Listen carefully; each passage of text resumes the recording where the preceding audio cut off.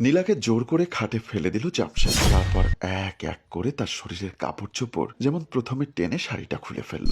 নীলা উঠতে চাইলে তাকে পুনরায় ধাক্কা দিয়ে তার ব্লাউজটা টান দিয়ে খুলে ফেলল। তারপর সর্বশেষ পেটিকোটটা খুলে নিল। নীলা আর কোনো উপায় না পেয়ে তাড়াতাড়ি বিছানার চাদরটা টেনে নিজের নগ্ন শরীরটাকে ঢেকে নেয়। তারপরও শেষ রক্ষা হয় না। জামশেদ দ্রুত সে চাদরটা উল্টিয়ে পায়ের দিক থেকেই সেই চাদরের ভিতর ঢুকে পড়ে।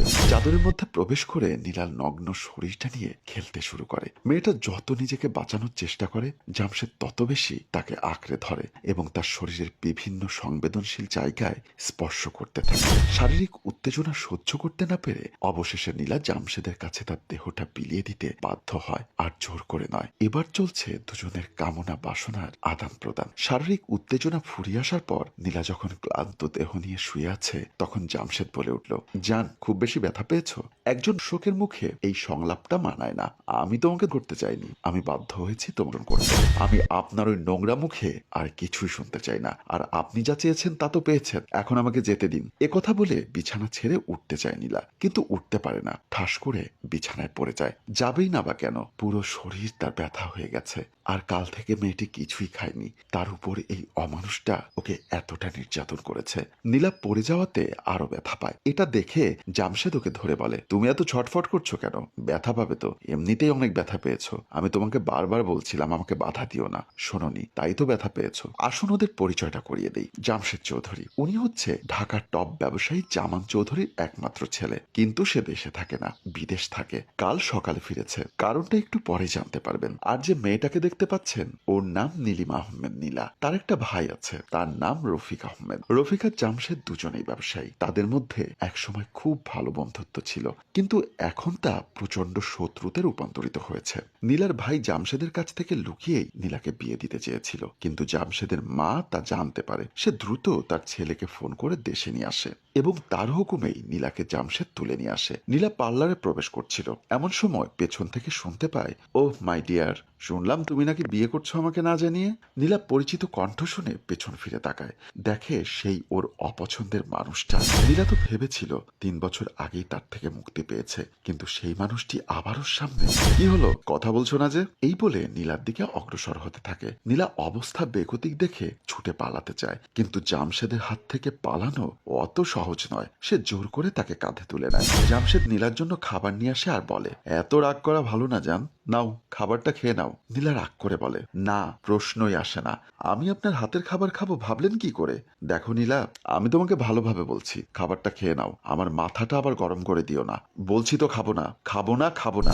জামশেদ নীলাকে থাপ্পড় দেওয়ার জন্য হাতটা তুলতেই তার মোবাইলে রিংটোন বেজে ওঠে এবং মোবাইলটা বের করে দেখতে পায় তার মা কল দিয়েছে। কল রিসিভ করতেই ওপার থেকে তার মা রাবেয়া বেগম বলল, কিরে, কাজ হয়েছে?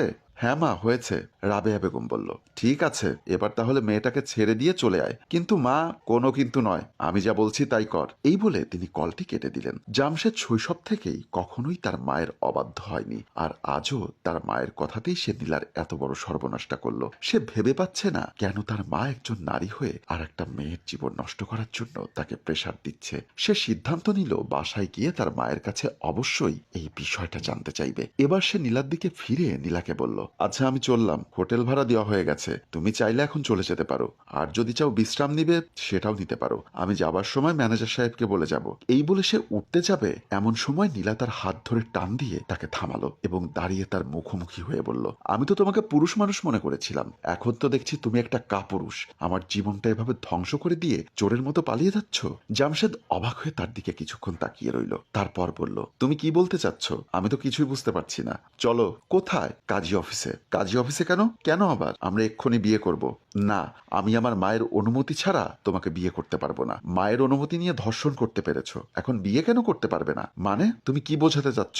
আমি জানি আমার এত বড় সর্বনাশটা তুমি তোমার ইচ্ছাতে করনি, তোমার মায়ের হুকুম পালন করেছো। সুতরাং তুমি আমাকে বিয়ে করে এখন তোমার মায়ের সামনে গিয়ে দাঁড়াবে, অথবা তুমি এই হোটেল কামরা থেকে বের হয়ে তোমার বাসায় পৌঁছানোর আগেই আমাকে হত্যার দায়ে পুলিশ তোমার বাড়িতে তোমার জন্য অপেক্ষা করবে। এখন কোনটা করবে সেটা তোমার সিদ্ধান্ত। সিদ্ধান্ত। জামশেদ তৎক্ষণাৎ নীলার হাত ধরে বলল, আচ্ছা ঠিক আছে চলো, তবে তুমি এটা মনে করো না আমি তোমার আত্মহত্যার ভয়ে তোমাকে বিয়ে করতে যাচ্ছি। বিয়ে করব এই কারণে যে কারণ আমি তোমার সম্ভ্রম হানি করেছি। এই বলে সে নীলাকে নিয়ে হোটেল কামরা থেকে বের হয়ে গেল। কিছুক্ষণ পর জামশেদ বধূ বেশে নীলাকে নিয়ে তার মায়ের সামনে হাজির হয়। তার মা তাদের এই অবস্থা দেখে জামশেদকে বলল, জামশেদ তুই এই অমানুষের বাচ্চাকে আমার ঘরে কেন নিয়ে আসলি? জামশেদ তার জবাবে মাথা নিচু করে বলল, মা আমি নীলাকে বিয়ে করেছি। রাবেয়া বেগম তৎক্ষণাৎ জামশেদের গালে জোরে চর বসিয়ে দিয়ে বলল, কি আমি তোকে পাঠিয়েছিলাম এই মেয়েটাকে নষ্ট করতে, বিয়ে করতে নয়। নীলা তৎক্ষণাৎ জামশেদকে সরিয়ে রাবেয়া বেগমের সামনে দাঁড়িয়ে বলল, আমি তো এই কারণটাই জানতে আপনার সামনে হাজির হয়েছি, কেন আপনি একটা নারী হয়ে আর একটা মেয়ের সম্ভ্রম হানি করতে হুকুম দিয়েছেন। রাবেয়া বেগমকে ঝাঁকি দিয়ে বলল, বলুন কেন বলেছেন? রাবেয়া বেগম কান্না বিচলিত কণ্ঠে বলল, জানতে চাও কেন? তাহলে শোনো, আজ থেকে 18 বছর আগে আমার একমাত্র আদরের বোন জেসমিনকে তোমার বাবা শরীফ আহমেদ নির্মমভাবে হত্যা করেছিল। সেদিন আমি দুর্বল ছিলাম, না ছিল আমার অর্থ, না ছিল আমার শক্তি, তাই ক্ষমতাধর শরীফ আহমেদকে কিছুই করতে পারিনি। তবে আমি অপেক্ষায় ছিলাম কবে আমার ছেলেটা বড় হবে, কবে আমি আমার শক্তি বাড়াবো। আজ আমার ছেলে অর্থ প্রতিপত্তি শক্তির দিক থেকে তোমাদের চেয়ে অনেকাংশে শক্তিশালী। নীলা কান্না বিচলিত কণ্ঠে রাবেয়া বেগমের হাত দুটো ধরে বলল, আপনি তো আপনার প্রতিশোধ নিয়েছেন। শফিক আহমেদকে হয়তো কিছু করতে না পারলেও শরীফ আহমেদের মেয়ের সম্ভ্রমহানি করিয়েছেন, কিন্তু মা এখন আমি তো আপনার পুত্রবধূ, আপনি তো আর শরীফ আহমেদের মতো অমানুষ নন।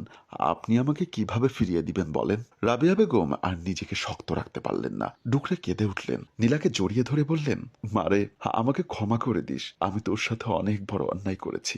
দর্শক এখানেই আমাদের গল্পের পরিসমাপ্তি। রাবেয়া বেগম প্রতিশোধের মোহে নীলার জীবনটা নষ্ট করতে চেয়েও পারল না। মানবতার খাতিরে নীলাকে তাদের জীবনের সাথে জড়িয়ে নিতে বাধ্য হলো।